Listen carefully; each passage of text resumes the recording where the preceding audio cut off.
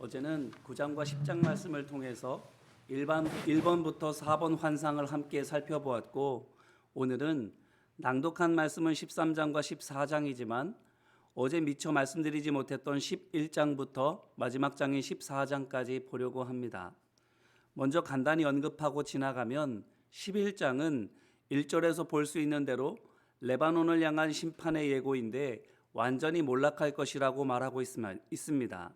그런데 이같이 버림받게 되는 것이 레바논만이 아님을 또한 알게 됩니다. 누가 또 멸망하지요? 말씀을 보시기를 바랍니다.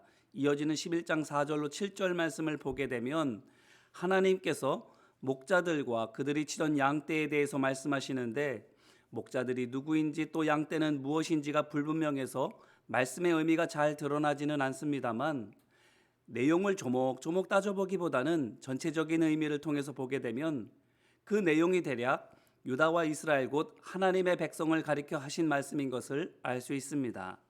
그들에 대해서 뭐라고 하신 것입니까?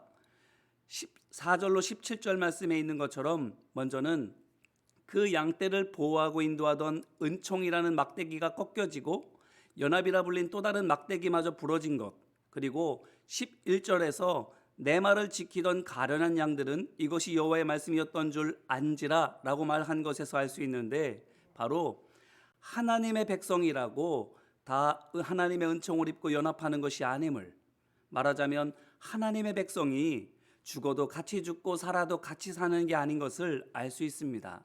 누구는 죽고 누구는 사는 겁니다. 누가 삽니까?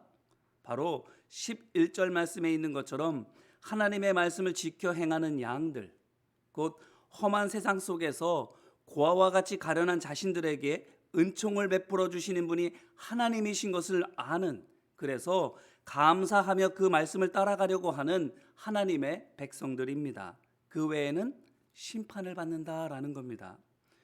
심판받는 그 한 부류는 은혜를 입었음에도 불구하고 감사할 줄 모르는, 나아가 원망하고 불평하는 백성들이고, 다른 한편으로는 양들을 돌봐야 할 책임이 주어졌음에도 불구하고 돌보지 않았던, 오히려 8절에 있는 것처럼 하나님을 미워하며 대적하고 또 17절에 있는 것처럼 그러다 결국 양떼를 마저 버려버린 목자들, 곧 지도자들입니다. 이렇게 정리되는 겁니다.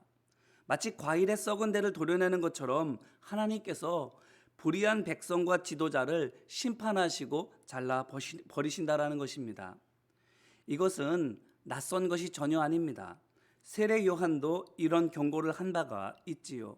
마태복음 3장 7절에서 바리새인들과 사두개인들이 자기에게 세례를 받으러 오는 것을 보고는 뭐라고 책망했습니까? 독사의 자식들아, 누가 너희를 가르쳐 임박한 진노를 피하라 하더냐, 이렇게 말했습니다. 그리고는 3장 10절에서 이미 도끼가 나무 뿌리에 놓였으니 좋은 열매를 맺지 아니하는 나무마다 찍혀 불에 던져지리라, 이렇게 그들을 향해서 날카롭게 경고까지 했습니다. 이것입니다. 오늘 말씀에서 스가랴 선지자를 통해서 하나님께서 말씀하시는 것이 하나님의 경고입니다. 하나님의 백성과 그들을 바로 이끌고 돌봐야 할 지도자들을 향한 하나님의 경고. 이게 저들에게 뜻밖의 경고입니까? 전혀 생각하지 못했는데 하나님께서 별안간 이유도 제대로 설명해 주지 않으시면서 너희 경고야, 이렇게 말씀하시는 것입니까? 만약 이 말씀을 하나님께서 이스라엘을 치유하시고 회복하시기 전에 하셨더라 그러면 그랬을 수 있겠습니다. 그런데 이제까지 우리가 스가랴서를 봐서 알지만 이 말씀이 나오는 이때가 언제입니까? 하나님께서 용서하기로 결정하신 뒤, 그래서 그들의 상처를 고쳐주시고 나아가 그들로 다시 죄짓게 할 수 있는 주위의 악한 세력들도 다 쫓아내신 뒤입니다. 그게 엊그제와 어제 말씀 스가랴서 8장부터 10장까지의 내용이지 않습니까? 오늘은 11장과 그 이후 말씀이고요. 그러므로 하나님의 은혜를 넘치게 받은 다음입니다. 하나님께서 경고하시는 것이. 그러니 핑계댈 수 없는 겁니다. 원망도 할 수 없는 겁니다. 하나님의 심판이 결코 뜬금없는 것이 아니라 하는 것입니다. 그렇다면 왜 이렇게 하실까요? 그것은 이어지는 12장 말씀을 보시면 됩니다. 12장 8절로 9절 말씀입니다. 12장 8절로 9절 말씀. 그날에 여호와가 예루살렘 주민을 보호하리니 그 중에 약한 자가 그날에는 다윗 같겠고 다윗의 족속은 하나님 같고 무리 앞에 있는 여호와의 사자 같을 것이라. 예루살렘을 치러 오는 이방 나라들은 그날에 내가 멸하기를 힘쓰리라. 아멘. 보세요. 하나님께서 책임을 망각한 지도자들과 은혜에 감사하지 않는 백성들을 쳐내신 뒤에 남은 이스라엘이 어떻게 됩니까? 약해도 다윗 같은, 하나님 같고 여호와의 사자 같은, 그래서 누가 쳐들어오든 능히 이기는 강한 군대가 되는 거예요. 말 그대로 정예 부대가 되는 겁니다. 이스라엘이 하나님의 정예 부대. 어떻게 했더니 하나님 보시기에 부정하고 더러운 것은 죄다 잘라냈더니, 그렇게 어떻게든 하나님 보시기에 거룩하게 되려고 애썼더니, 이 또한 낯선 것이 아닙니다. 우리가 이미 이사야서에서 다 봤습니다. 어디서요? 바로 65장이지요. 65장 11절로 12절 말씀입니다. 잘 들어보시기를 바랍니다. 오직 나 여호와를 버리며 나의 성산을 잊고 가색의 상을 베풀며 문희에게 섞은 술을 가득히 붓는 너희여, 내가 너희를 칼에 붙일 것인즉 다 굽으리고 죽임을 당하리니 이는 내가 불러도 너희가 대답하지 아니하며 내가 말하여도 듣지 아니하고 나의 눈에 악을 행하였으며 내가 즐겨하지 아니하는 일을 택하였음이니라. 아멘. 보세요. 하나님께서 회복하신 하나님의 백성들 중에서 옛삶으로 후퇴한 사람들을 치십니다.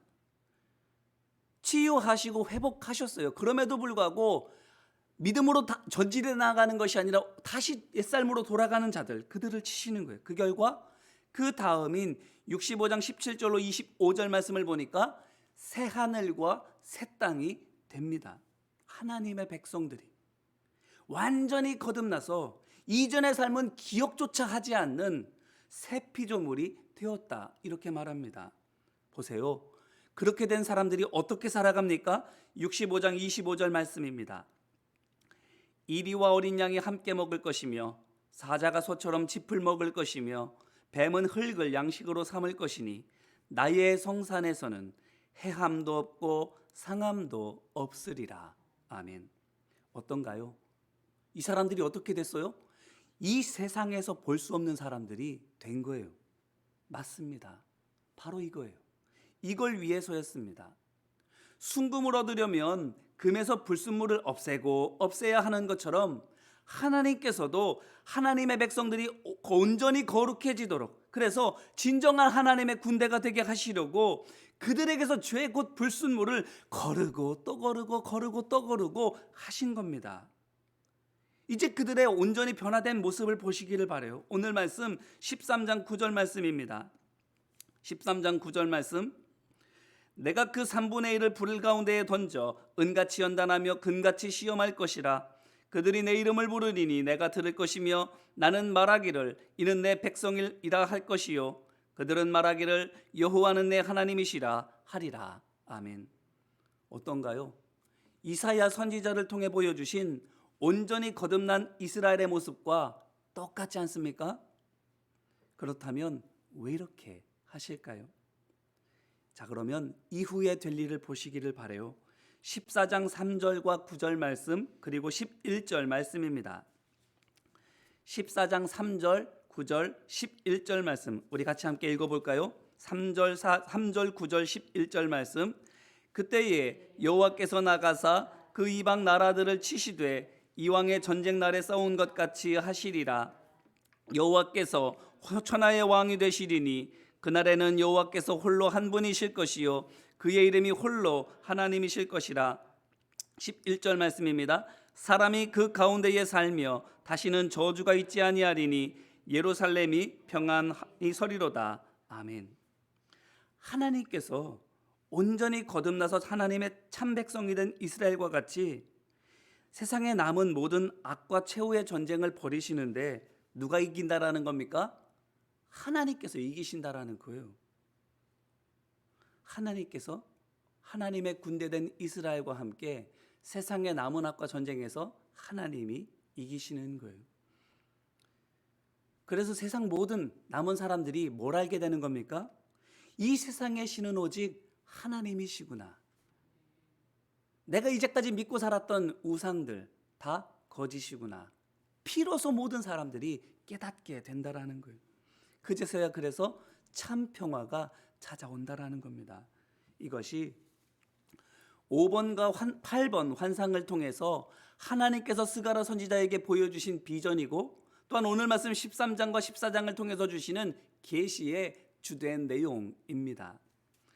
앞서 본 12장에서 회복된 이스라엘의 영광이 얼마나 아름답고 그 능력이 또한 얼마나 큰지를 알려주셨다면, 14장과 14장에서는 하나님의 거룩한 군대로 온전히 거듭난 이스라엘을 통해서 성취해 가시는 하나님의 구원, 하나님의 참 평화, 그것에 대해서 말씀해 주고 있는 겁니다. 그런데 보세요, 세상에 참 평화가 찾아온다고 말씀드렸는데 그 평화는 총성이 멈춘 것만을 말하는 것이 아닙니다.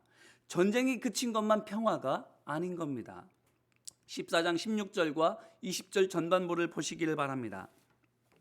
14장 16절 말씀과 20절 전반부 말씀 같이 한번 읽어볼까요?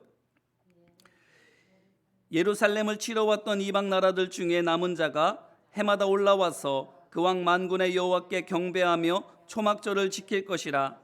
그날에는 말 방울에까지 여호와께 성결이라 기록될 것이라. 아멘. 이게 무슨 말입니까? 악의 근원이 다 멸절됐어요. 그래서 이제는 악의 권세에서 사람들이 풀려나게 되었고, 그래서 그들이 하나님만이 찬양과 경배를 받으셔야 할 뿐인 것을 깨닫게 된 겁니다. 그래서는 어떻게 한다고요? 하나님 앞에 나와서 예배한다는 거예요. 모든 것이 하나님 앞에 거룩하게 회복되어졌음을 말하고 있는 겁니다. 이게 뭐예요? 하나님 나라지요. 거룩하신 하나님께서 통치하시는 거룩한 하나님의 나라. 이것을 위해서 하나님께서 이제까지 일해 오신 거예요. 태초부터 이때까지 모든 사람이 구원받고 하나님 앞에 거룩하게 회복되기를 위해서 일해 오셨던 겁니다. 그런데 그 간절한 소원이 이루어졌음을 말해주고 있는 거예요. 이제 이 말씀으로 우리 자신을 돌아보기를 바랍니다. 11장에서 본 불순종하는 목자와 양떼와 같이 혹시라도 은혜를 은혜로 깨닫지 못하고 옛 생활로 돌아가고 있지는 않는가요? 날마다의 십자가에 우리 자신을 쳐서 복종시켜서 끊임없이 앞으로 나아가야 되는데, 십자가에 우리 자신을 못 박지 못해서, 교만을 버리지 못하고 욕심을 내려놓지 못해서 하루 이틀 조금 나아지는 것 같다가 다시 옛삶으로 돌아가는 것을 반복하고 있지는 않습니까? 그와 같은 우리를 12장과 13장에 있는 것처럼 하나님께서는 불순물을 없애시고 또 없애실 거예요. 우리가 온전히 내려놓지 못하면 다 내려올 때까지 하나님께서는 끊임없이 그 죄에 대해서 간섭하실 거예요. 그때 그게 나를 태워 없애는 핍박이 아니라 나를 더욱더 빛나게 하는 연단인 것을 믿으시기를 간절히 바랍니다. 그래서 그 고통 가운데에서 날마다 우리와 우리의 죄와 허물을 주님 앞에 다 씻어냄으로 말미암아 날마다 거룩해지는 우리 모두가 되기를 간절히 바라요. 지금 고난 가운데 있습니까? 뜨겁고 괴롭습니까? 정금 같은 믿음의 군대로 거듭날 때까지 믿음으로 인내하시며 씻어내시고 태워버리시기를 주님의 이름으로 축원합니다. 그래서 거듭나서 새로운 피조물이 된 우리를 통해서 우리의 가정을 깨뜨리려고 드는 미움이 쫓겨나가고, 이 사회를 덮고 흔드는 거짓과 음란이 무너지게 되고, 이 세상 전체를 다스리는 교만과 욕심이 멸절되기를, 그래서 우리의 가정, 우리의 사회, 이 세상에 하나님의 참 평화가 임하는 신령한 복이 우리를 통해서 하나님의 역사로 이루어지게 되시기를 주님의 이름으로 축원합니다. 이제 예수의 기도로 함께 기도하기를 원합니다. 기도로 우리의 연약함을 올려드리고 주님의 도우심을 간구하기를 원합니다. 같이 기도하겠습니다. 하나님의 아들 우리 주 예수 그리스도여, 우리를 불쌍히 여겨 주옵소서. 다쳤을 때 치료해 주시고 낙심했을 때 위로해 주시건만 그 은총이 얼마나 귀한 줄 모르고 불평만 해왔사오니 우리를 불쌍히 여겨 주옵소서. 고남처럼 여겨졌던 것이 우리를 정금되게 하시는 연단의 시간이었는데 모르고 그저 피하려고만 하였사오니 우리를 불쌍히 여겨 주옵소서. 최후의 심판이 있는데 없는 줄로만 여기고 안이하게 살아왔사오니 우리를 불쌍히 여겨 주옵소서. 우리가 거듭나는 것이 곧 우리의 가정과 세상을 죄의 속박으로부터 건져내는 일인데 가장 사랑하는 사람들을 위한 가장 좋은 선물이 그것인데 모르고 다른 것만을 힘써왔사오니 우리를 불쌍히 여겨 주옵소서. 우리를 치유해 주시고 회복하여 주시건만 날마다 더욱더 거룩해지시도록 우리의 죄를 깨닫게 하시고 우리의 죄된 삶에 간섭하여 주시건만 귀찮게 여기고 힘들게 여겨서 피하려고만 하고 다시 옛삶으로 돌아가려는 죄의 관성대로 살아가려고 하는 완악함과 부족함이 있었던 것을 주님 앞에 고하여 올려드리오니 불쌍히 여겨 주옵소서. 하나님의 아들 우리 주 예수 그리스도여 우리를 불쌍히 여겨 주옵소서. 알파와 오메가 처음과 나중 되시는 아버지 하나님, 우리만 구원하시기 위함이 아니라 우리를 통해서 우리의 가장 사랑하는 이들을 구원하게 하심을 믿습니다.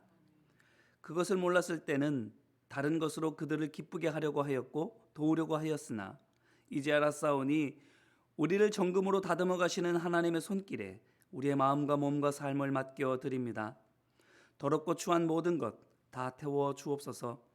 부정하고 불의한 것 다 비워 주옵소서.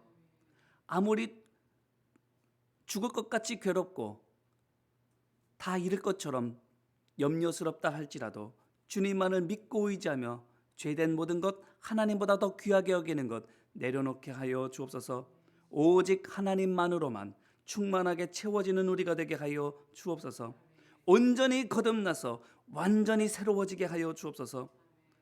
계획하신 하나님이 곧 이루시는 하나님이신 줄로 믿사오니 참 구원의 기쁨과 참 평화가 우리와 우리의 삶과 이 세상 가운데 임하게 하여 주옵소서. 예수 그리스도의 이름으로 기도드립니다. 아멘. 이제는 우리 주 예수 그리스도의 은혜와 하나님 아버지의 사랑과 성령님의 지혜와 용기와 능력 그리고 승리 주심이 하나님의 구원 계획에 오늘 우리의 자신을 맡기고 오늘을 연단의 시간으로 살아가기를 결단하는 모든 아버지의 자녀들 위해 거룩함을 사모하며 영적인 전쟁을 준비하는 모든 믿음의 군대 위에 이제와 같이 영원히 함께하여 주시기를 간절히 축원하옵나이다. 아멘.